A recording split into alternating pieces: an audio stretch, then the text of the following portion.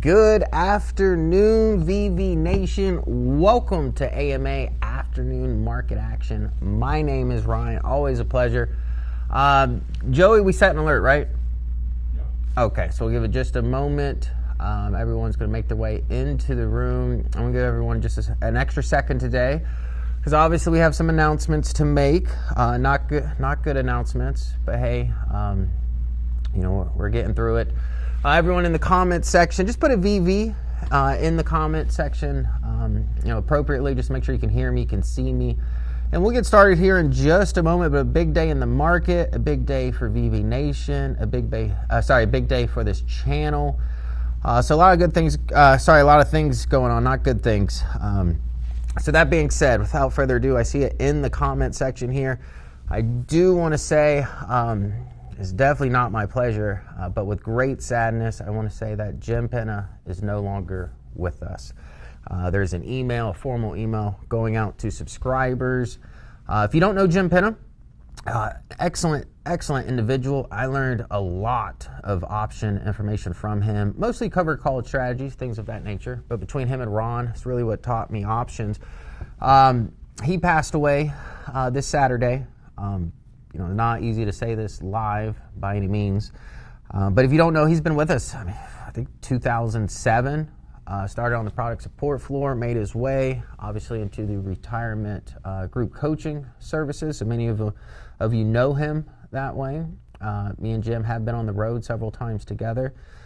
An excellent man, excellent father, just an excellent individual overall. I respected a lot of his opinions. There's things that we didn't always see eye to eye on, but he was definitely a great individual to consult with on many things in life. So I just wanted to put that out there. In addition to that, he was married to his wife Tracy. I met her at the Christmas party. Beautiful lady, very, very awesome lady to speak with. He left her and his two sons, Michael and Alex, who he loved, dearly. Definitely completely devoted husband there. So just keep his family, friends, colleagues, confidants in your prayers and thoughts as we go forward here. How old was Jim? Honestly, I don't know how old Jim was, and I don't know if I'm going to put that on here. But I will say this: tomorrow, VectorVest. I will give kudos to upper management. Those individuals in charge of VectorVest. They're allowing. Any employee here pretty much access to go, so I will be going as well to his services tomorrow. So just a heads up, it is a holiday tomorrow as well. All the streams are canceled. I believe even on the education side, there will be no streams tomorrow. If you're trying to contact support, if you have any issues with your software, whatever it may be, just keep in mind from about 10 to about 2 p.m. around that time frame, a lot of individuals, if not most of them, will be off the phones. So, just keep that in mind tomorrow, okay? And everybody just keep his family in your prayers going forward. Again, Jim Penna, awesome individual. All right, second announcement. Ooh, these are stacking up, right? Not positive announcement. Glenn, obviously last week, I told you guys he was on PTO, which he was, but he did have some health issues to attend to. And there was a statement put on VV Nation, one of our Facebook platforms. I'm going to read that statement. This is by his wife, Janet. I think the words will be better suited coming from her than myself. All right, so let me just get to it. Some of you know that my husband, Glenn Tomkins Jr., had a stroke last week. This is a road we never thought we would be on. We know God has a plan for this and that he will be leading through this. He is holding our hands as we walk through this journey.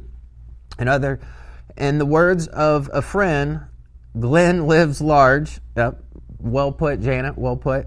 Yes, he does. Therefore, we know that he will fight to regain all of himself. And if I know one thing, Glenn is definitely a fighter. Glenn can speak, swallow, and is still Glenn, still asking for bacon again. This is what his wife put on Facebook. He does have weakness on his left side, and at this time cannot use his left hand. Many have asked what they can do. Right now, pray. God is listening. He hears them all. If you have not seen that, it's on the VV Nation Facebook website. So my own thoughts on the matter. Obviously, it was hard not being able to tell you guys and share this information. Obviously, keep my own composure because I was aware of this information last Wednesday. Jim's situation, obviously, following shortly after. So if I seem a little distraught this week, if my videos don't seem up to par, that energetic, I do apologize. Just, both of these individuals, Glenn and Jim, very close to both of them. My prayers obviously go out with their family. As far as Glenn, because I know a lot of individuals, I don't know a lot, but I know some of you may have Glenn's personal information, may try to reach out via Facebook, things of that nature.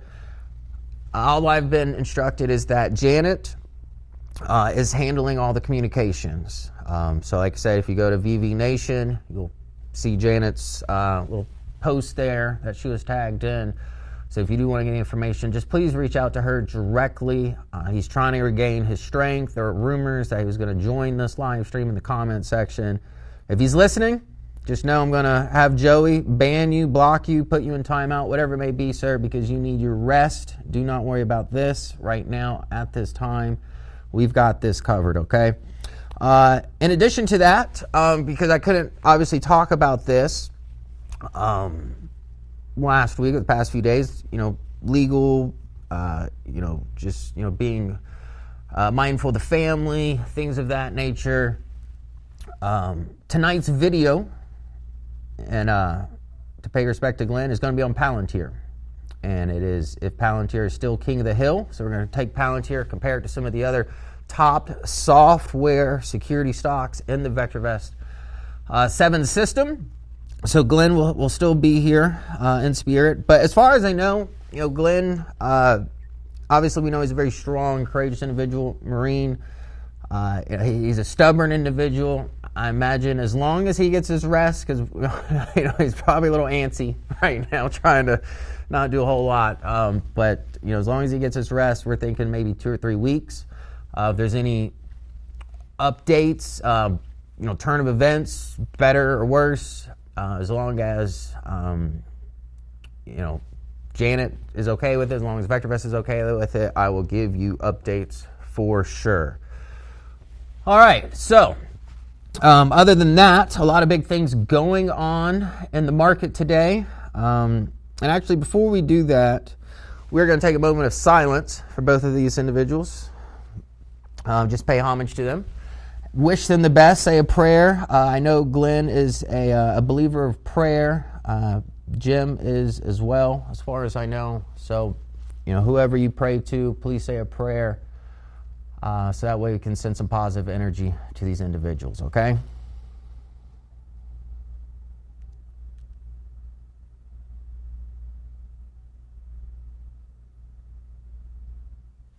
All right.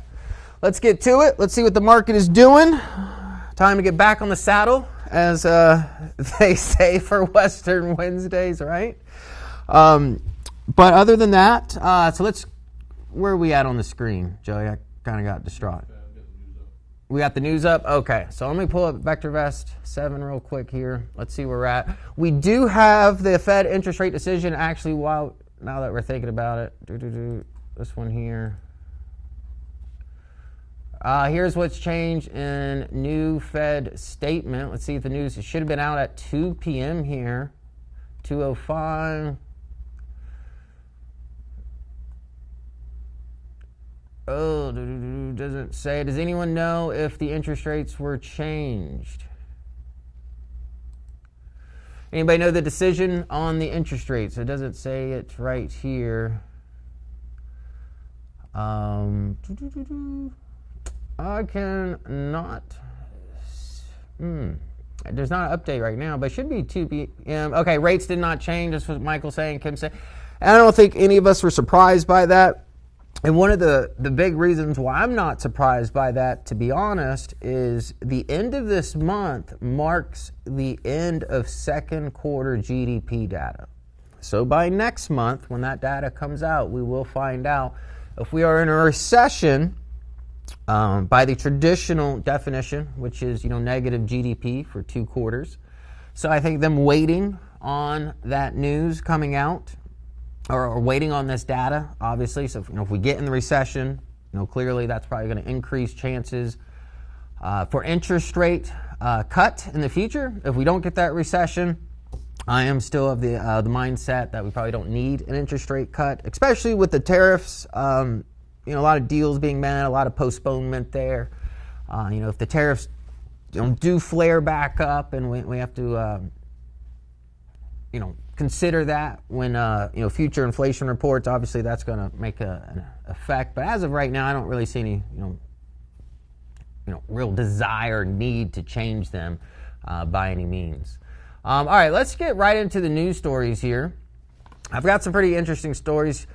Now, this one I thought was interesting. Amazon Zoox, that's a funny name, boost robo-taxi production ahead of first commercial launch in Las Vegas, right? We've got Google's Waymo, we've got Tesla robo-taxi.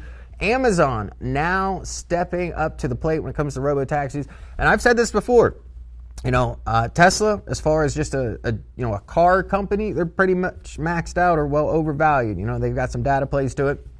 If they really want to become a company of value and take Tesla to multi-trillion-dollar market cap levels, it's going to be autonomous technology, right? Whether it's robo-taxis, commercial vehicles like trucking, or even just, robotics in nature. But those are the items that are going to propel Tesla even higher. But the longer they wait, again, because Elon Musk, he made these promises and we're past all those deadlines, the competition is getting closer and closer, right? So even I'm looking at this more as, just be careful if you're holding Tesla just because of those futuristic technologies, because Amazon and Google and the other big guys and gals, they're not just going to sit around and let Tesla, stay ahead of the curve on this type of technology, right? So just, be careful of that.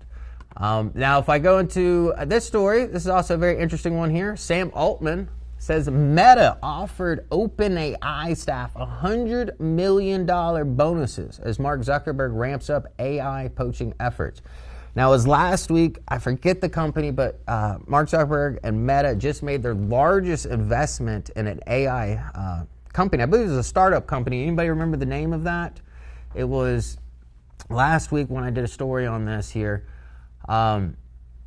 I'm not surprised, but think about it. They just made their largest AI investment of another company. Now they're offering, $100 million bonuses. And OpenAI, that is the gold standard of an AI model right now, which obviously, Microsoft was a big initial contributor, initial investor. But there are rumors out right now that OpenAI, which technically is a non-profit right now, is trying to make changes ultimately to become a for-profit company. If it does become a for-profit company, and with its current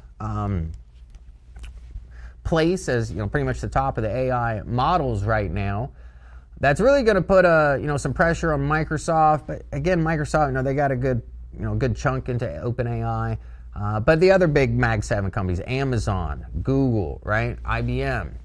But Meta, again, making swinging around a lot of money here for this AI technology. You can see $100 million bonuses, that'll catch some people's attention and definitely, considered a good poaching effort, right? Let's see here. Next story we got. This is a good one. U.S. Steel, they're done, right? Japan's Nippon Steel, they finalized the takeover. I know the U.S. government's got the new thing called, golden shares, seat at the boards. The U.S. government still got a strong hold on U.S. Steel by any means. But if you were trading it, if you owned it, if you've been looking at it, it's no longer on the New York Stock Exchange. We got Nippon Steel now. Nippon Steel just completed the acquisition. And you can see here, partnership in which U.S. Steel would remain American-owned, right? And I did notice one of the, I guess you could say, sorry, my mind's a little bit different right now. But you could say one of the caveats is they can't move the headquarters of U.S. Steel outside of Pittsburgh. So they're still going to keep in Pittsburgh. They're still not moving any of the stuff to Japan. It's still going to be here in the U.S. But Nippon Steel, it's much more efficient, right? So hopefully they can bring some of that technology to U.S. Steel, make it more efficient, make it more cost effective. Because who we're competing against, and that's going to be China, right? They got cheap steel. So, just that's essentially what all this is about China steel and make sure that we can compete with their steel, especially, China has flooded the market with cheap steel in the past. All right, now this is a really good story that I thought was should garnish some attention. I've talked about it before, rare earths, critical minerals, that whole category of, elements essentially needed for, national defense, AI, semiconductors, night vision goggles, which, antimony's bigly used for. Batteries, look at this. U.S. battery makers declare national emergency after China's antimony ban, right? Now, this article here just came out June 18th. Now, I know there's been some concessions, some talks there, things of that nature. But a lot of U.S. companies are feeling the pinch from when, China essentially, closed the spigot of, a lot of these type of minerals, right? That's why companies like U.S. Antimony coming into play. I think the company went from 70, 80 cents when I first started talking about it. Now it's hovering around, I think it's 250 to 3 something, depending on the day.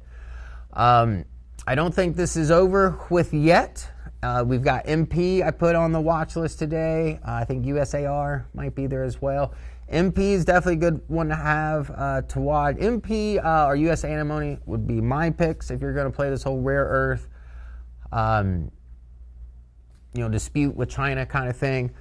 But ultimately, this is just open the gateway because I know US Antimony, I think it's in Alaska, is getting mining rights. I know MP, pretty much the U.S. government is just cutting a lot of the red tape and letting these companies start mining or start planning mines, things like that. It's going to take a while, right? We can't just get off of China's reliance from these type of minerals because it's depending on the article, usually every article says over 90%. So they've got a monopoly on it, not just on the mines and the actual resources, but on the processing techniques as well. And a lot of that processing techniques, a lot of that equipment, China is also imposing on those restrictions. So it's not just, just the mineral itself. It's, it's everything that comes along with the industry. But this is why it all started, right? U.S. chip technology restrictions in China. We didn't want China catching up when it comes to semiconductor technology. So under Trump 1, Biden, Trump 2 administration, we've put these effects in. And then with the tariffs, obviously China said, hey, well, we've got one card that you probably haven't been thinking about a whole lot, and that's rare earth. So now everyone's thinking about it. So when you hear President Trump, talk about things like Greenland and, Canada and Ukraine with the rare earths, that is the reason why. I know some of it, obviously coming out such as rhetoric, but I do see the importance of saying, hey, Western nations, this is a problem that we need to solve as soon as possible. Otherwise, China is always going to have, an ace up their sleeve, essentially. All right, last story. It's going to be with AMD. AMD, I don't know if you saw that, was a 10% pop Monday or Tuesday, beginning of this week here. I think it was Monday. Yeah, I think it was Monday. 10% pop. Lisa Su, they're at a AI conference. Essentially, they just released some of their new AI GPUs, talking about how they could do be utilized for stacking, hyperscaling. All it comes down to is that investors were enthused about what they heard over the weekend when it comes to being able to compete and step in the ring with NVIDIA. And I've said this before. AMD's market cap's around $200 billion, right? NVIDIA, several trillion, right? So to get a bag out of NVIDIA require a whole lot of money, right? If you're going to double up, you got to find $3 trillion for NVIDIA.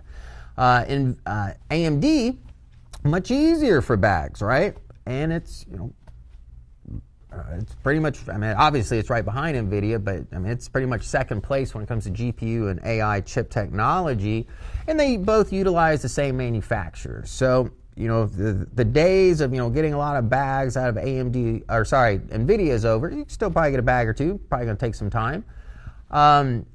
But as far as AMD with the market cap, it's much easier, right? Investors are enthused. And this is also another thing here I thought was interesting. Microsoft's next-gen Xbox will be on AMD. And something cool that I thought about this here. So here, strategic multi-year partnership that will include their co-engineering silicon across portfolio of devices, including our next-generation Xbox consoles in your living room and in your hands. That's right, they're coming out with a handheld one. Was that Nintendo Switch? But even what I thought was really cool here is you can access games you want to across different devices anywhere you want, right? So what does that mean? That means cloud data storage, right? And a lot of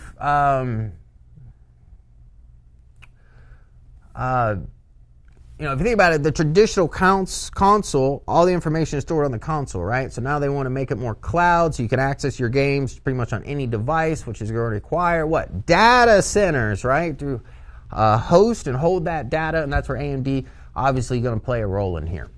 So a lot of big news when it comes to these companies here, a lot of big tech stories. But let's go back to the software. And you can see the Fed decision is in. Dow Jones still staying in actually all the major indices in positive territory here. The leader today looks like it's going to be NASDAQ Composite up 0.34%, followed right behind the Dow Jones at 0.24, S&P 0.22. But look at the VectorVest Composite here. That's actually leading the charge, and we haven't really seen that because, again, the VectorVest Composite is comprised over 9,000 stocks, right? So when you see the VectorVest Composite lag some of these major indices, well, usually it's because of the smaller cap companies, right? So with interest rate hikes really aren't even on the table right now. I haven't seen any articles about it. But interest rate cuts are. Interest rate cuts are going to help smaller cap companies, growth stocks, like semiconductors typically do better with, falling interest rates, things of that nature. So as long as we're talking about interest rate cuts and not interest rate hikes, and the market's waiting on them, I think small caps, I think growth, I think tech, still not a bad place to be, right? Obviously, you want to be well-rounded in today's geopolitical concern. Different hedges such as gold, silver, defense stocks, utilities, some things of that nature. But having exposure to growth, exposure to stocks that benefit in lower interest rate environments, not a bad idea right now. I see the comment section. I'm going to kind of stay out of the comment section right now, just trying to focus on the live stream. But I do appreciate everyone just saying, great things about Jim and Glenn as well. Thank you for that. All right, so let's go to the viewers, go to the watch list, because at 2:30 we've got the live here, and then after the live conference, I am going to take your picks. All right, so here's the stocks I got for you here. We got Meta. There we go. Microsoft, Amazon, MP, X, U.S. Steel, U.S. Antimony Corp, Tesla, and U.S. Rare Earths. Now, most of these stocks are in positive territory. The only one here not in positive territory today is going to be Meta. You can see X already flatlined. The trading has stopped there. So we can see this better here. But other than that, these stocks are in positive territory, reflecting the general market here. We see Amazon, struggling to stay in positive territory, but most of these stocks have buy ratings here. MP up 5%, U.S. Antimony up another 3%, right? I'm going to just put this out there, but if China and U.S. get along and China's going to open the floodgates for rare earths, well, guess what? It's probably not going to, it's probably going to ruin some of the momentum for these rare earth plays here, MP and U.S. Antimony, right? But if China, that situation doesn't work and they, close that faucet of rare earths, critical minerals, other things of that nature, these are probably going to thrive. That's just my thought on the matter. Other than that, at the top of the stock here, we got Meta, which is one of the top performing Mag 7 stocks right now. You can see the price trend, 1.46, a lot of magnitude behind that. Amazon in an uptrend, Microsoft in an uptrend, Amazon in an uptrend here. As far as what's got the most momentum, it's going to be MP, sitting at $37 right now. If we look at the sales growth rate, earnings growth rate, forecasted data of these positions. As far as the sales growth rate, look, U.S. Antimony Corp sitting at 128%, right? And that sales is probably going to continue to grow. Their problem right now is just manufacturing capacity. And I know they're working with the military. And if I remember correctly from one of the articles researching them, they pretty much doubled or tripled their manufacturing capacity. And I imagine that's only going to grow any further, right? Because again, China having over 90% of the market share means that the U.S. companies, MP, UAMY, got a very tiny slither, right? So as that slither grows and grows, these companies are going to grow. And I don't see this problem being resolved anytime soon, right? The cat's kind of out of the bag right now that Western nations need these type of companies, need these type of infrastructures, especially, for the rise of AI, semiconductors, defense applications. So a lot of the, not just the U.S. governments, but other governments, Canada, things of that nature, are going to take the necessary steps, to increase production here. But as far as these stocks, good group of stocks here. Let's actually take a look at the charts. See if there's any opportunities. I know Microsoft's been on a tear lately. Oh.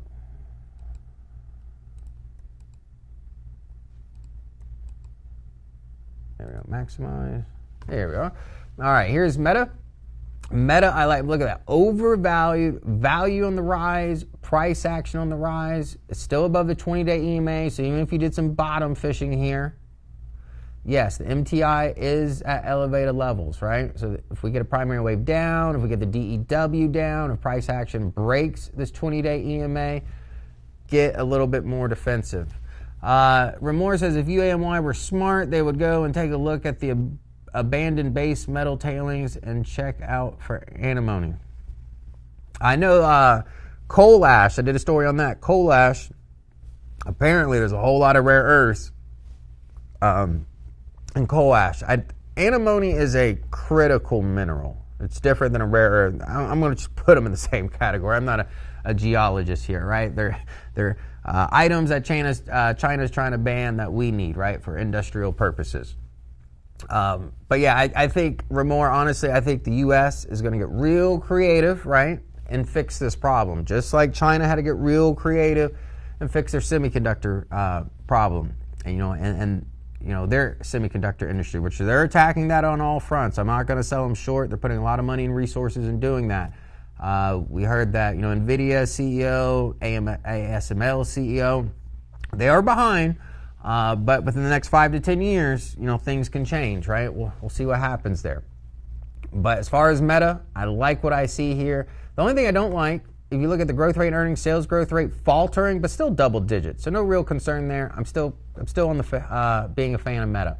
Here's Microsoft, right? Nice rally, just hit a high as of 2 days ago. If you're looking for confirmation, obviously take out that high. Look for some strong volume there, right? Now we can see the stock is overvalued, diverging away from value. But what I do like, look, value's starting to rise now. It's from about 300 up to 350. The stock's trading at 479. So you are paying a premium for Microsoft right now. Here we've got growth rate earnings, 16%. Sales growth rate actually jumped up a little bit from 12 to 13%. So yes, I do like Microsoft overall, but I do like some value. So Microsoft, I would treat more momentum, while Meta, I would give a little bit more leeway just because of the undervalued nature there. And it's funny because I saw, I think it was CNBC, some commentary on Meta where they're spending so much money on AI and stuff like that. But once they cut back that spending and some of the revenue comes in from those investments, they were saying that Meta would even look more attractive from a valuation standpoint. So I'm just going to throw that out there. I forgot which commentaries that was. Here we've got Amazon. I'm glad it's back up to 215 here. This is a stock I have my mom in. I was going to well, actually, I had texted her. I think I even showed you guys that text. Back when it was in the 220s and it came down to almost 160 here. You see my little lines of support I had. Touched the top of that, off to the races. It's Amazon. If I go back to a 6-month time span, you see Amazon way overvalued here, value kind of flat, actually on the decline a little bit. But now price action and value are both on the rise. So that is something I like. And valuation's what? 200, 202. So I'm just going to put it in the fairly valued category. Typically, if price is within about 10% of our valuation, we consider it, fairly valued. Remore says, agreed, Ryan. Opportunities arise in abandoned mine tailings while certain elements spike in price. Every time gold spiked, companies would go through their old 50-plus-year-old tailings and refine gold. Yeah, especially, if a price of a commodity hits a certain price, people will get creative to find it. That's just human nature in general. Like the coal ash story. I'm sure a lot of people weren't thinking that this problem could potentially be solved with coal ash. Because coal ash is a pretty big problem here in North Carolina, Virginia, Tennessee. We've got all these coal ash places, not good environmentally, and very expensive to clean up, right? It's 2:31. Okay, Powell speaking. Let's jump over. Thank you for reminding me. Let's. Is it this one? Oh, and that one might have been closed. All right, let me drag this over then.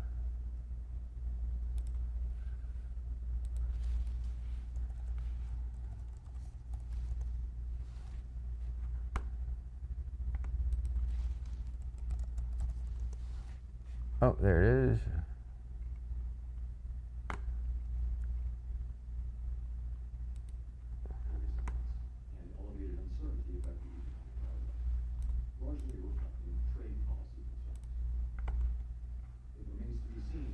Developments might affect future spending. All right, just let me know if you can hear. In our summary of economic Powell projections, speaking. the median participant projects GDP to rise 1.4% this year and 1.6% next year, somewhat slower than projected in March. In the labor market, conditions have remained solid. Payroll job gains Janice, averaged loud and clear. 135,000 per month over the past 3 months. The jobs are solid. The unemployment rate, at 4.2%, remains low and has stayed in a narrow range for the past year. Wage growth has continued to moderate while still outpacing inflation. Overall, a wide set of indicators suggests that conditions in the labor market are broadly in balance and consistent with maximum employment. The labor market is not a source of significant inflationary pressures. The median projection for the unemployment rate in the SEP is 4.5% at the end of this year and next, a bit higher than projected in March.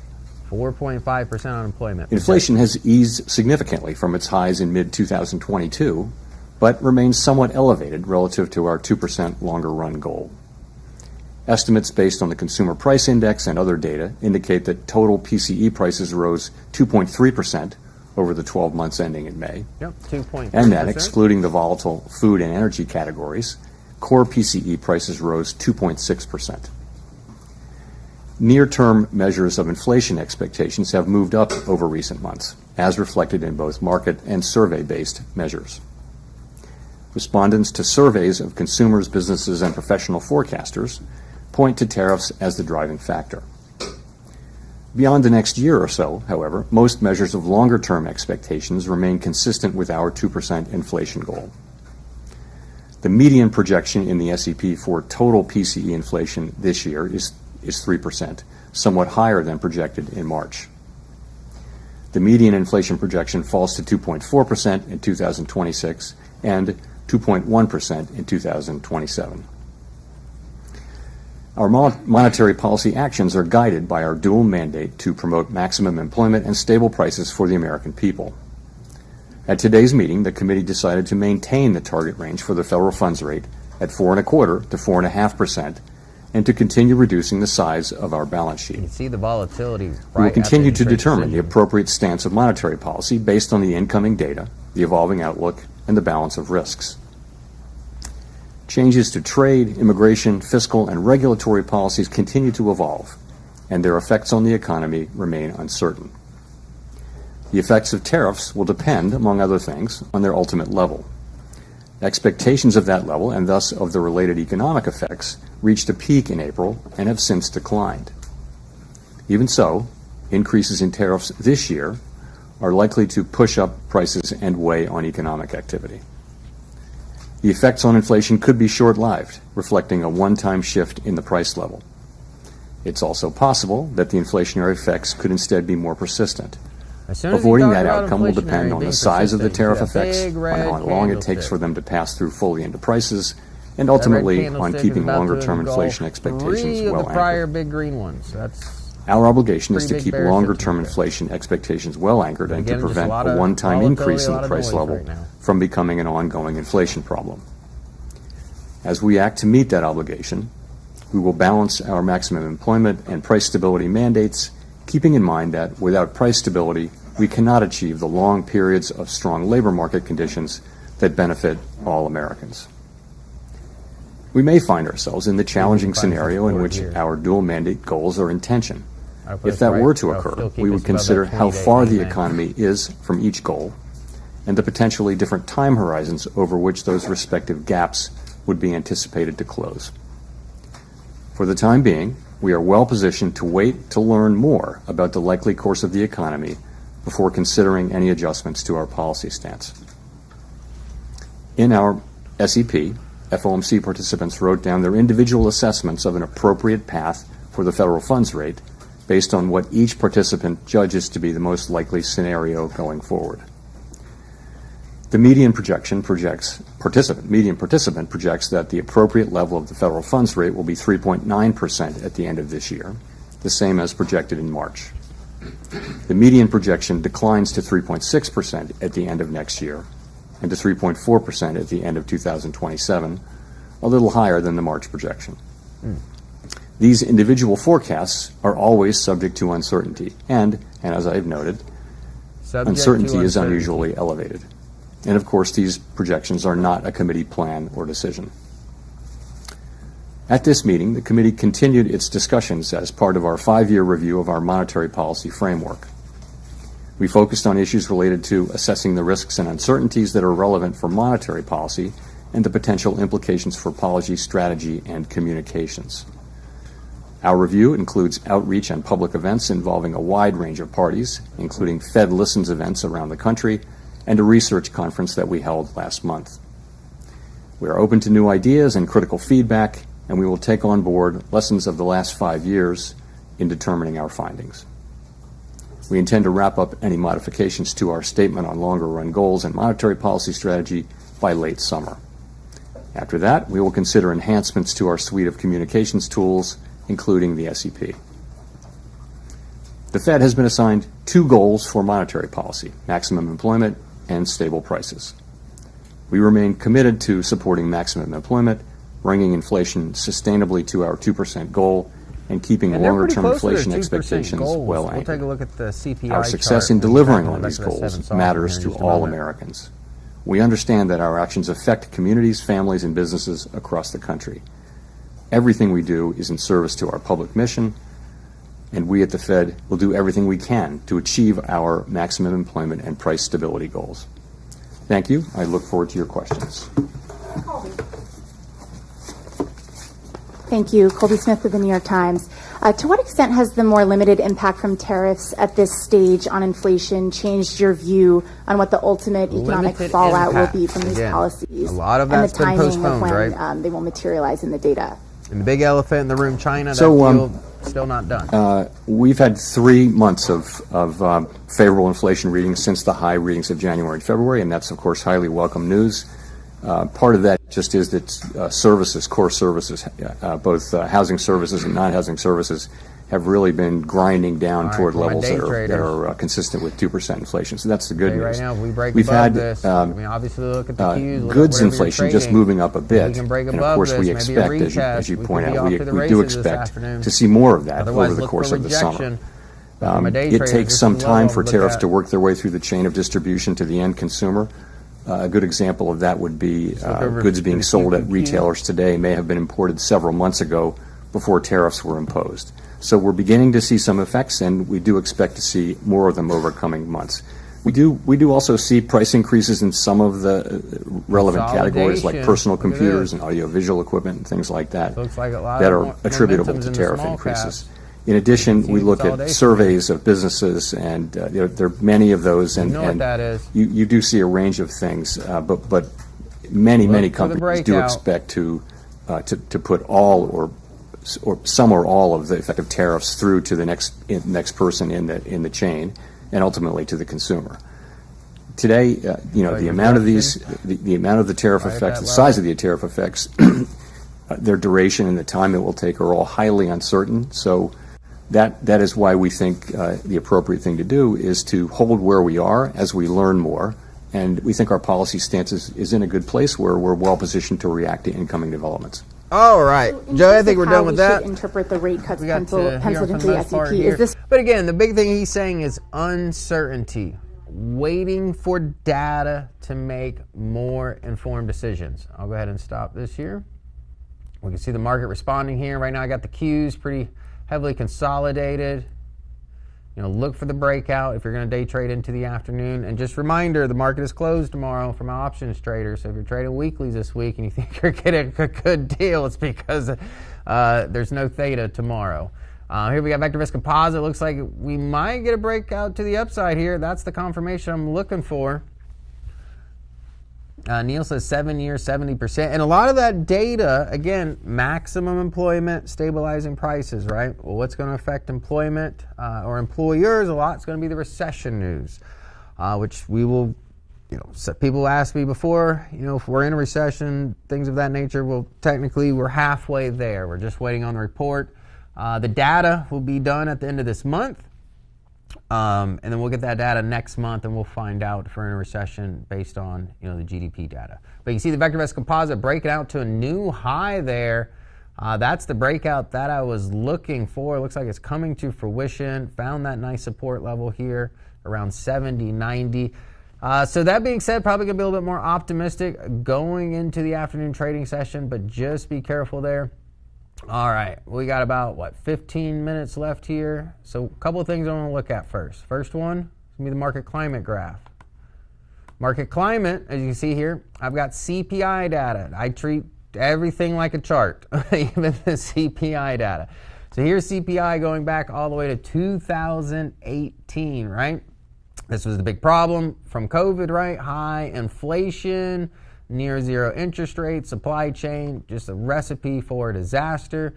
Then they started to raising, interest rates to combat inflation, bringing it down, channeled a little bit here in the red, broke below that channel. You see the red line here. I'll zoom into a 1 year time span. Actually, a little bit more than that.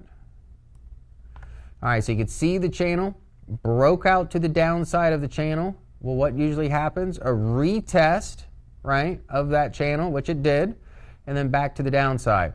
As of right now, this is, just put this over here, CPI is coming in at 2.4%. It was 2.3%, but ticked up a little bit higher, month-over-month basis, but still, we're getting close to that objective support level CPI, right? And it's, you can say what you want, but I'm ABB, but I treat everything like a chart. You can see the channel broke out to the downside. It's acting like a stock chart, right? Retesting that channel here. We broke, this was my another level I had based off some support here. You see the support line here. Broke it. Now retesting this line here at 2.4. CPI is not per quarter, it is monthly. GDP data is per quarter. So CPI comes out every month on Wednesdays. I think it's like the second or third Wednesday. I should know because it's always on Wednesday. What is VVC? Is it a stock and doesn't come up on Fitness and Powell still speaking and going on? Okay, Michael Anthony. So if you're new to the channel, VVC is VectorVest Composite. That's how we track the broad markets. Over 9,000 stocks we're tracking the VectorVest 7 software. If I go over here to Viewers tab, you'll see, well, right now I'm on a watch list. But if I go to Stock Viewer, So we can see all the stocks here. Got 9,612 stocks. We're just looking at the top 5. So the VectorVest Composite is taking all of those stocks, arithmetic indexed average. So it's kind of like combining, the Dow Jones, S&P, NASDAQ, pink sheets, the Russells, all that good stuff into one to give you a better overall sense of broad market movement. The other thing I did want to show you, we're going to take a look at this market timing graph before I get your stock picks real quick, because just a heads up again, I made this announcement last week. We are simulcasting right now. Right now we are live in the VectorVest community room, which you do have to have a subscription for, and we are live on YouTube. Next week, is it, Joey? Next week's our last week on YouTube here? Yeah, next week is the last week on YouTube. So again, we're running a special right now. It's just, VectorVest.com/YT special, right? Yeah, special. 99 cents. 99 cents gives you access 30 days. We want to give you access to the software as cheap as we can, so that way you get a sense if the software is for you or not. So after next Wednesday, it'll just solely be in the VectorVest community room. Again, we're not removing all of our content and that stuff. We're still going to have live streams, still having our 6 p.m. videos, still short content. You may notice a little bit less short content, obviously, with Glenn being out right now. I'll be covering his streams. Tomorrow, just a heads up, Trending Thursday canceled for the holiday as well. Jim Penna will be having a service tomorrow. But Friday, we'll be back to normal. The whole YouTube channel is going dark. No, Janice. No, don't start that rumor. The whole YouTube channel is not going dark. It's just Wednesday, AMAs, is moving over there. Still got Mondays, still got Thursdays, Trending Thursdays, still got Friday streams, 6 p.m. videos, short. So still a lot of content on the channel. It's just Wednesdays. So, but yeah. That being said, a couple things I want to see in the market, right? So if you're new to the software, if you're new to this channel, if you actually just be scrolling through YouTube and stumble by this, you're actually going to get lucky right now, because I'm going to show you a lot of things that only subscribers have, because this is the last time to really show you this stuff on this live stream, right? So this is the market timing layout, which utilizes the VectorVest Composite that I just spoke about, right? I love a good trend line. We broke out to the upside of this trend line. Nice little retest here. But now with the MTI so high, which is a proprietary indicator, letting us know when the market gets overbought, oversold, right? Right now we're in overbought territory, which no surprise. The market's been rallying. Doesn't mean go out and sell all of your stocks. No, it's not what I'm saying, right? So I'm going to use some graph layouts here to really show you how to stay on the right side of the market.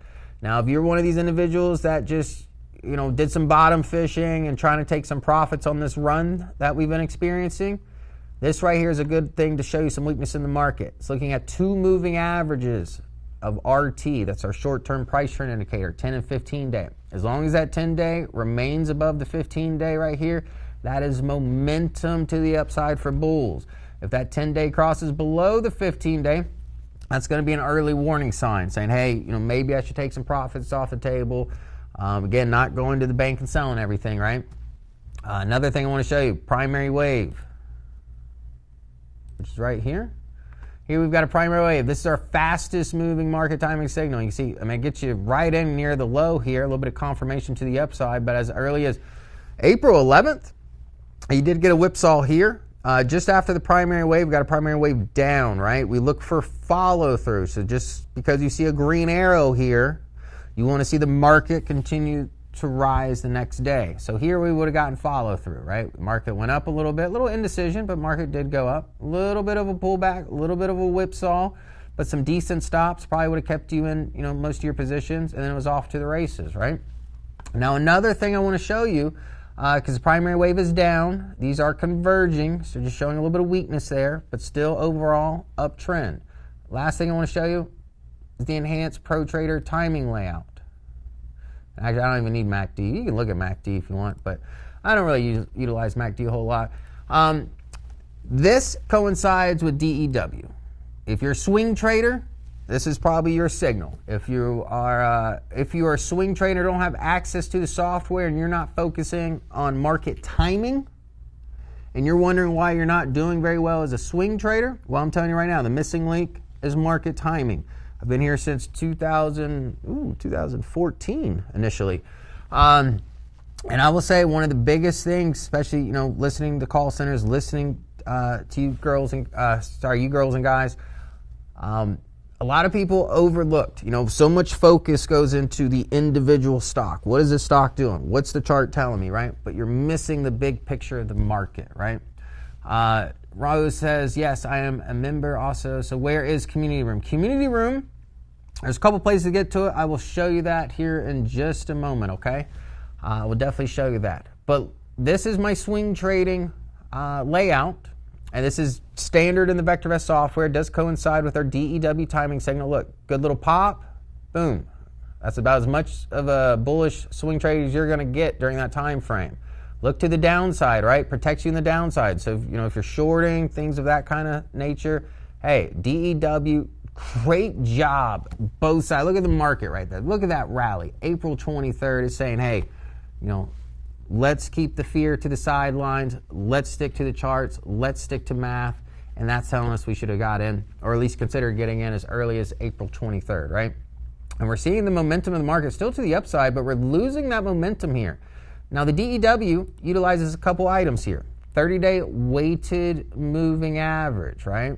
You can see price action struggling to stay above that 30-day weighted moving average. Right now, comes in at 70.74. We're currently trading 70.88. So we are still above it, but close, right? You see the DPO starting to weaken. We're still in an up signal. But if any more sentiment to the downside occurs, we're going to get a DEW down signal, right? So again, we're in that area of, you know, is taking profits a good idea or not, right? And that's a personal question, but right now we are seeing in those signals. So, you know, if you're up big time in some of these positions, you're happy where you're at, probably not a bad idea to at least, you know, start taking some profits, protect some profits. Or if you don't want to sell your stocks, you know, and this is a Jim Penna quote, because I've watched his retirement videos and his option videos quite a bit. And one thing he always reiterated is for covered calls, when that MTI is at elevated levels, you know, 1.5, 1.6, whatever it may be, it's usually not a bad idea to get a little bit defensive, right? You know, covered call. Covered call is not a bad way to go, especially, I know I get tax purposes, you know, you may not want to sell, you know, for whatever reason, you know, due to taxes. Think covered call, right?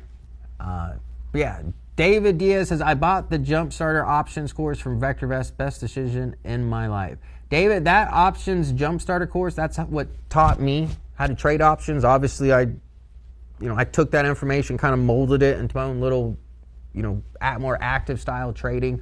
But yeah, if you are not familiar with options, I'm telling you right now, that is a missing link to a successful portfolio. And actually, isn't that one of Dr. Alito's seven secrets? Yeah, that's one of the 7 secrets, right, to like a successful portfolio, is learning options. So if you haven't done that already, and I know I'm trying to get my mom to learn options, and you know, she's retired right now. She's actually on a boat. I'm going to go join her this afternoon, try to bring a little smile to my day. But I'm trying to convince her, you know, she's got to learn covered calls. She's got all these stocks, right? She's got all these stocks. And she's just wasting money not collecting premiums on them. So if you're in the same boat, just go to VectorVest.com, check out the courses there, option courses, retirement courses, going to point you in that right direction, so that way your stocks just aren't doing nothing for you. Because if you've got 100 shares of companies, you can sell them. Jana says, Ryan, tell her to learn. I took it in my late 50s. Yeah, she is, I shouldn't know, but 66. No, 65. Oh, she would shoot me if I call her 66. She's 65. So if you are entering retirement, if you are in retirement, and obviously inflation is going up, cost of living is going up, and you need that little extra boost to get you through, covered calls. Covered calls. Good to know it teaches you covered calls. Yes, definitely. that is a quintessential part of a successful portfolio. Covered calls, obviously, but just options in general. It just gives you more, flexibility of what you can do with your portfolio. But again, just looking at market timing signals, we're seeing weakness. I'm not seeing down signals, only in the primary waves. It's the fastest moving ones, usually used for like day traders. So if you're not a day trader, if you don't like the choppiness of the day-to-day or week-to-week action of the market, you can probably skip over that one. Just know that it is showing weakness right now. But the next one, DEW, more swing trading in nature, right? That one looks like, any more downside action, a big day or two, we could get a DEW down. So just want to throw that out there. Now, as far as a more conservative timing signal with the confirmed calls, this is what captures the big movements on the market here. Less, whipsawing, that kind of thing. It tracks price action of the VectorVest composite week over week. You can see the confirmed down. That was last year.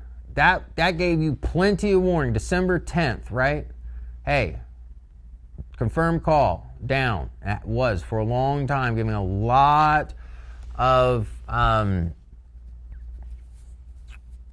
warning to our subscribers, I should say, right? So even if you don't buy our stocks or stock recommendations, this could have saved you quite a few pennies, this downside action here in this confirmed call. And in my opinion, a penny saved is a penny earned. So that being said, someone said VectorVest composites sharply moving lower, so let's take a look real quick. We're going to take your stocks, and I have a theme for today's stocks. So while I'm looking at this, I want you to think, what is a stock that Glenn has given you recently? What is a stock, successful, good, bad, whatever, but I want these stocks to be stock picks that Glenn gave you, and I'm going to take those in just a moment, but think of them right now, right? And Palantir, don't even bother doing Palantir, because tonight's video, all it is on Palantir. Because I know that's Glenn's baby. So, VectorVest composite still staying above that 20-day EMA. I like what I see here. Obviously, I got a little zone here. I don't know if that was a zone or it's just a random line I ended up putting on there. But this is the zone I'm looking at here. As long as the VectorVest composite, if it breaks the 20-day EMA, I'd look for a level support in this zone right here, right? But let's look at the intraday movement. And well, bam, that's it. That's all she wrote. It's not good. So going back to the getting defensive side of things, right? But again, it is Fed Day. If you ever watch this on Fed Day, that's just how it happens, right? It's very volatile today. But you can see, broke above it, shortly lived, and that's the broad market. So, if you're day trading, let's look at the Qs here. All right, that's the fakie, right? We broke out, but look what happened when it tried to retest. This is the Qs, the NASDAQ 100. Broke right through it, broke this other level, and still to the downside. So based off this, probably a little bit more bearish going into the close. But again, on Fed Day, anything can happen from now till 4 o'clock. Let's be honest about that. All right, we're going to jump right into your stock picks here. We're going to your picks. All right, starting right now. Exo and Disney. Oh my God, you guys. I love every one of you. All right, let's see here. Archer, coin. Yes, Glenn has mentioned coin quite a bit. I know he's a crypto fan, but, or not a crypto fan, but he has mentioned coin quite a bit.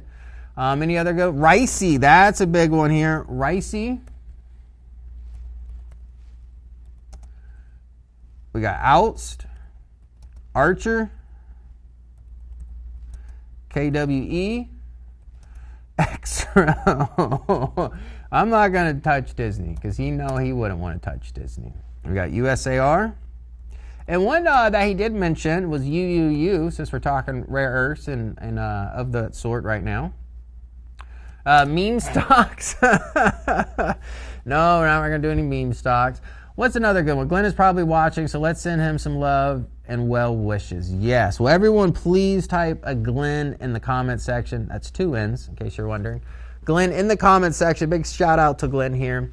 Powell still speaking and could be investing in many companies like ACI that pays 15-cent dividend. Dividend stocks, not a bad idea. CCI, there we go. We got Dave. ARM, I do want to take a look at ARM. Curious what's going on there. CrowdStrike, okay. Or no, CoreWeave, sorry, CoreWeave.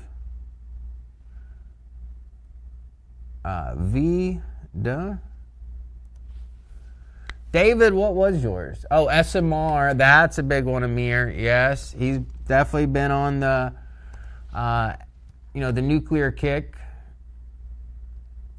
David,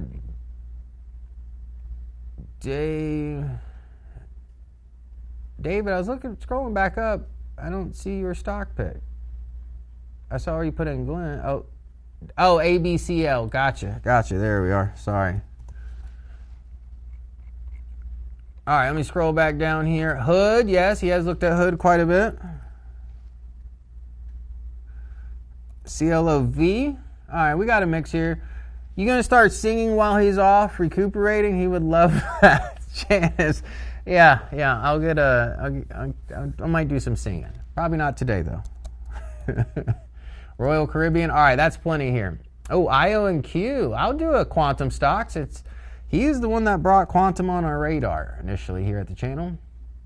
Orla Gold. All right, he has been he's done some gold videos here. We'll do Orla. All right, we're gonna do these here.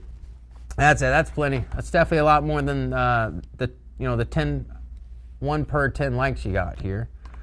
Let's see here. And if you are in the VectorVest community room, I do apologize. I got some of your stock picks. Let me add a couple more here. We got MU, ARQQ, Glenn. Sorry, I mixed up the Glens. Oh, DFIN, duh. And YouTube channel, I'm disappointed. You didn't put DFIN there. So sorry, I'm just going through the VectorVest community room right now. See where we're at here. All right, I think that was it for the VectorVest community room as well. So we've got 22 stocks. I like what I see here. Some big movers. See what the big movers are today.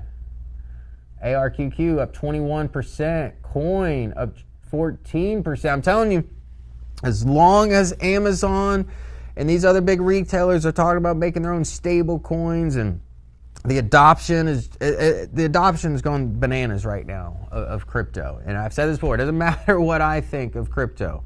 It matters if other companies, other foreign governments, our government's going to do the reserves. It depends if the world adopts it. It looks like the world wants to adopt it. Coinbase up 14% right now, but I really think the stable coin news is help pushing that. I know Circle, actually I want to take a look at Circle real quick.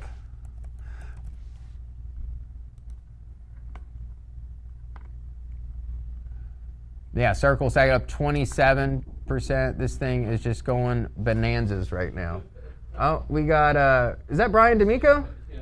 Oh, does he know he's going to be on live TV? I don't think so. You don't think he knows that? I don't think so. Well, we could have a special guest, but it is 3 o'clock, so we got to go. So on that note, it's 3:03. I'm going to graph these, and I'm going to use a layout here that I've never used. Well, I've used it a little bit for stocks, but not quite. But a customer is using this graph layout for the Qs and some other positions and saying it's working out really well. So we're going to do Pro Trader Timing DEW layout. All right. Now, that being said, the DEW typically is used for the VectorVest composite. So in essence, we're going to be utilizing a 30-day weighted moving average and the DPO to get a sense of trend, right? Look at the DPO going in positive territory. You see the stock sell-off, DPO giving us some confirmation to the upside here, along with price action going above that 30-day weighted moving average. And you can see the envelopes here rather squeezed or compressed together. So a breakout to occur. But look at this. I mean, that is a huge upper wick here. I can't get excited about that at all right now. It's a huge upper wick. Here, a circle.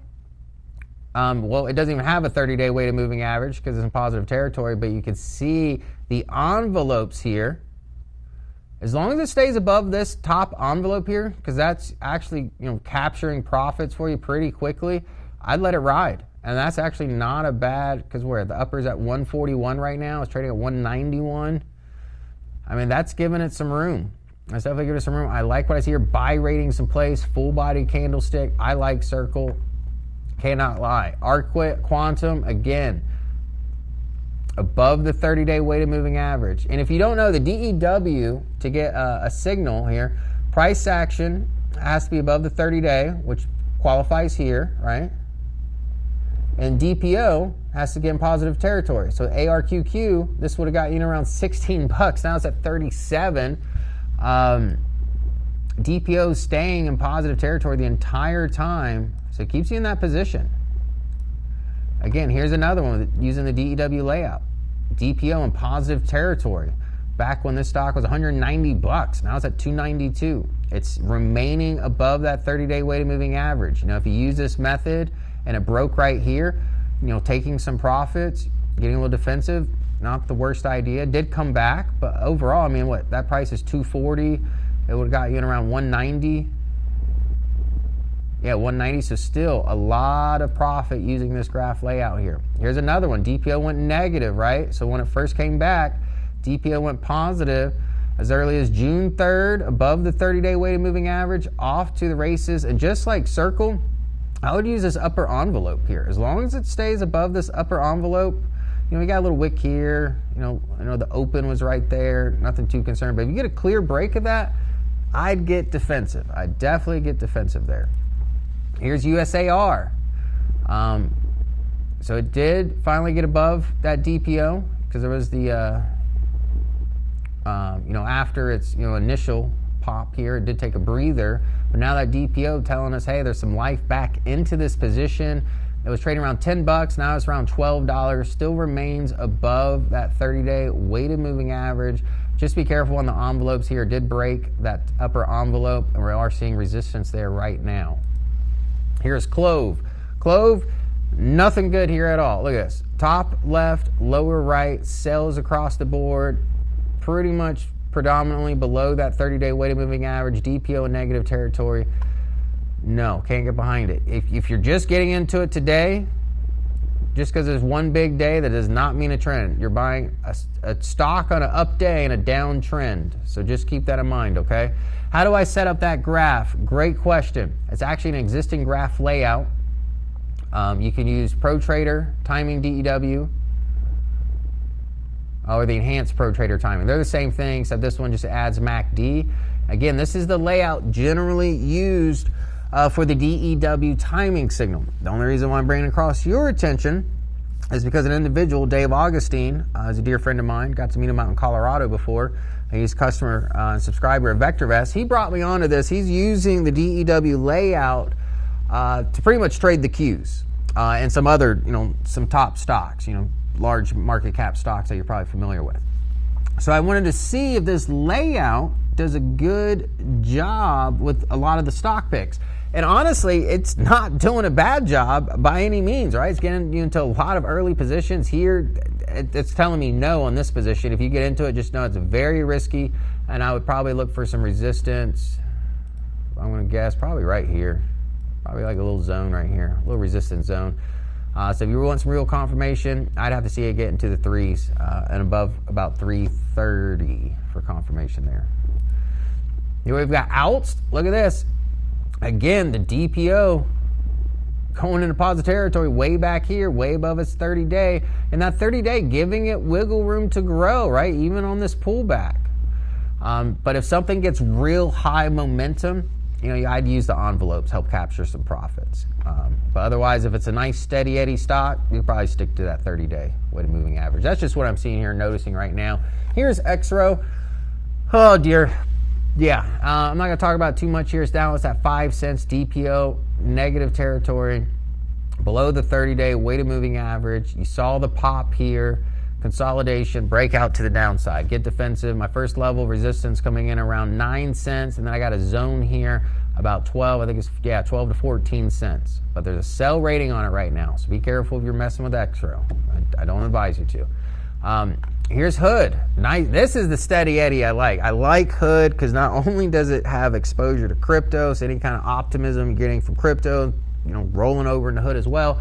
But Hood's got a whole different segment other than Coinbase, and that's just the general stock market, right? So as you know, as trading grows amongst its users, or you know, younger people, I should say, because mostly Robinhood's used by younger people. I still think it's an industry disruptor. I mean, they're literally the reason why we're not paying commissions or little to no commissions right now, right? They changed the game, new high, momentum shown. You can see DPO, it stayed positive for a while. Again, this graph layout just showing you, hey, it's simple. Sometimes the simplest things work best. Has VV partnership with TradingView.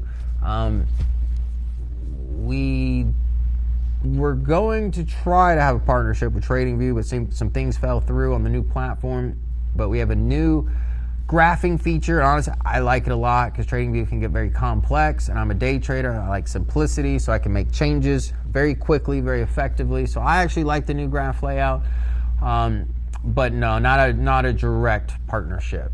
Not a direct partnership. Say graph slowly. Graph. All right, someone's going to record that. I'll do that. But Hood, again, meeting the qualifications. As we scroll through here, because now it's 310, DPO, positive territory, above that 30-day weighted moving average. And right now, actually, looking like a level of support here with a nice little pivot. RCL, if you're not in it, maybe take out today's upper wick, but not a bad play overall.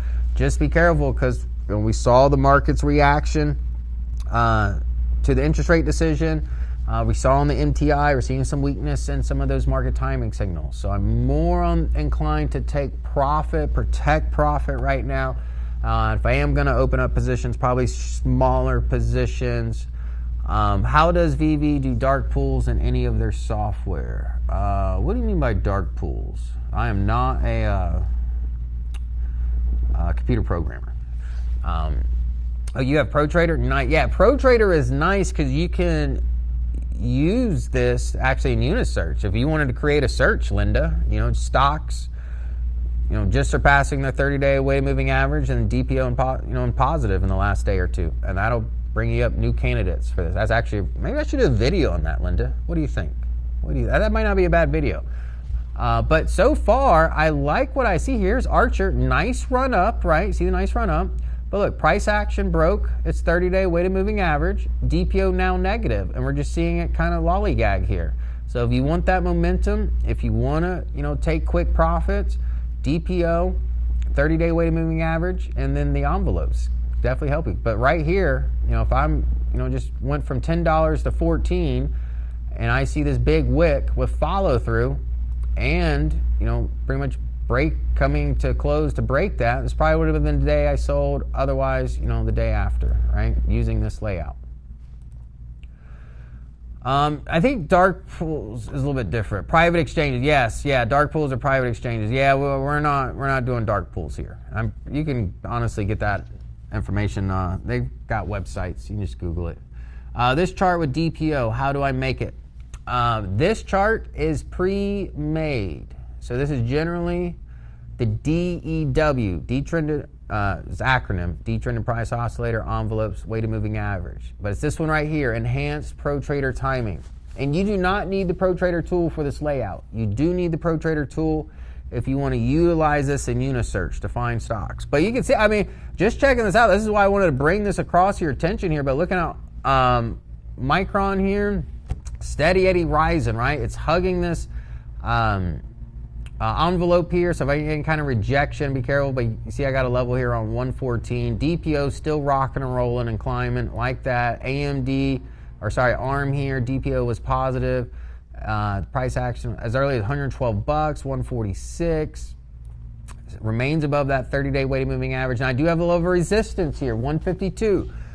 So again, with the MTI so high, if you got in an ARM sub $100, less than $100, and you're up 50, 60% in just, 2 months, that's on you if you lose profits, right? I'm just saying, just be careful. Right now, I wouldn't be in a rush to sell it, but, just keep this 152 in mind. If you see some major rejection, depending on what charts you're utilizing, if DPO goes negative, if it breaks the 30-day weighted moving average, just get defensive here. Here is CCI. Look at this. That 30-day weighted moving average is a perfect level of resistance over the last few weeks. So if I am going to get in it, if you're thinking about getting in it, get above that 30-day weighted moving average. If you want more confirmation, you got the DPO right below you here. I got bearish alert for ARM. David, I'm not surprised by that. I'm not surprised by the puts with the MTI. With it right at this level of resistance here, might not be a bad play. It's hard to get too bearish right now just with the full body candlestick. But I'd look for a little bit more rejection at that 152 level. But I like the way you're thinking. CCI, again, that 30-day weighted moving average, that's the resistance. Core weave, as long as this, I mean, the 30-day weighted moving average 140. You know, I'd probably use this middle envelope here. You know, but again, protect profits. I don't know where you bought this at, but if you bought it, you know, 40, 50 bucks, and you're still riding it out at a full position, at least, you know, I can't tell you what to do, but consider taking some off. Play with house money, right? It's a lot better to gamble house money than your own money. Here we've got Ricey, Rolls-Royce, 30-day weighted moving average, DPO, positive territory. We are seeing some weakness here in that DPO. We actually saw a bearish divergence. So you see here, you got a high, right? Which was completely rejected, and then boom. And you see price action just fluttering. So if you're in Ricey, if it breaks that 30-day weighted, just be careful there. Here we've got SMR, nuclear power. We see the bearish engulfing follow through today, right? I mean, again, a great position. DPO, 30-day weighted moving average would have got you less than 20 bucks, probably closer to 15. Stocks have doubled in price right now. Don't be so greedy. Don't be so greedy. And right now, look at a level of support somewhere in here. Maybe like a little zone. Oh, let me move this up here. That'd be my zone, somewhere in there. And that zone is about 38 to 35 bucks. Look for support there. Look for a pivot if you're thinking about buying the dip. DFIN, right? Look at this. We talked about this before. Broke the trend line, retesting it from the top end. Now retracing from that trend line. Right, we see the DPO falling. If price action breaks below that 30-day weighted moving average, I'd get a little bit more defensive there, especially if you bought it way down here at 20 bucks. Again, another position where you're up, you know, doubling your money in just a few months, right? Don't put in all that research, all that hard work, and the anxiety holding this position just to give up profits. Are we there yet? No, but we are getting close to getting a little bit more defensive. This is my first warning sign, retesting this trend line from the bottom. Second one would be breaking that 30-day weighted moving average. If you want to give a little more wiggle room, maybe the DPO going negative. And again, I'm just utilizing this layout here. Here we've got Dave. Again, another great, this actually is a good layout. I might have to start using this more, but look at the DPO.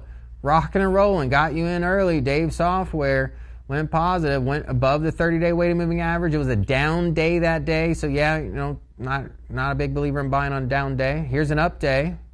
Follow through, so even if we wanted all that confirmation 2 days later, gets us in 92 bucks. Right now it's 202, another bagger. So again, be careful. But I do like this bottom wick here. So if you haven't sold it yet, I do see some buying pressure. Maybe we get a nice body, get back above that 30-day weighted moving average. But if we get a close or two below that 30-day, get defensive. That's all I'm going to say. Here we got Orla, lower left, upper right, remaining above that 30-day weighted moving average. DPO in positive territory. I like what I see right now. But I do see a trend line here. If you're not in Orla, if you're thinking about gold, but you want to buy the dip on a good gold stock, just put a downward trend line here. If price action or when price action breaks above that trend line, put it back on your radar. Here we've got UUU, upper wick, kind of just hovering around this upper envelope here. But hey, that 30-day weighted moving average giving me some wiggle room. You can see it's both pullback, staying above it. I like it here. DPO hitting higher lows, right? DPO trending higher by definition. This is actually good. It's a down day today, so I'm not going to tell you to jump out and buy it. Obviously, I'd rather see what the market does tomorrow, because right now, obviously, it's just going to be a lot of noise in the market, a lot of volatility with the Fed interest rate. But let's wait for the dust to settle, see what happens tomorrow. Whew! Look at that. That was an hour and 20 minutes, but we got it. We got it, Joey. All right, everybody. Again, if you tuned in late, there's definitely some big announcements at the earlier the stream here. Glenn will be out for 2 to 3 weeks. He is recovering from a stroke last week. There was a post from his wife. It's on VV Nation on Facebook. Again, that is VV Nation. If you want the details on that, I read it earlier. You can always rewind it, but I'm not going to put it out there again. But I did hear from him earlier this week. He's optimistic. He's just goofing around, being a goober like usual. But we should have him back in the saddle here in no time. If you do have his contact information, please refrain from contacting him right now, just because he's recovering. He needs his rest. He needs his rest. He needs his rest. The other announcement was Jim Penna. He did pass away this past weekend. Deeply send condolences to his family, his loved ones. I've known him for a very long time. He's been here with VectorVest since 2007. I know a lot of you individuals look up to him as well. A great mentor, great teacher, overall great individual. Tomorrow will be his services from 10 to 2. VectorVest management has done an excellent job making accommodations for anyone that wants to go for us. So if you try to contact support, if you're trying to watch a live stream, trying to do anything like that, probably not going to happen. I think all the live streams are actually canceled tomorrow, especially with the holiday as well. So it kind of works out there. All right, everybody. I gotta go have some fun today. I'm gonna go get with my mom. I'm gonna go. Janice, I'm gonna tell her them options. She gotta learn them options now that she's retired. She's gotta learn them, just like you guys. If you need help, there's free resources. Just go on YouTube, VectorVest options. You'll see a ton of videos. Otherwise, if you want more in-depth analysis, we've got great courses on the VectorVest.com website. All right, everybody. Enjoy your afternoon, and I will see you Friday. We've got a live stream at noon. Business back as usual, okay? Now, keep everyone here at VectorVest and the VectorVest family in your prayers going into this week. Everyone have a great afternoon, and I will see you Friday. Take care.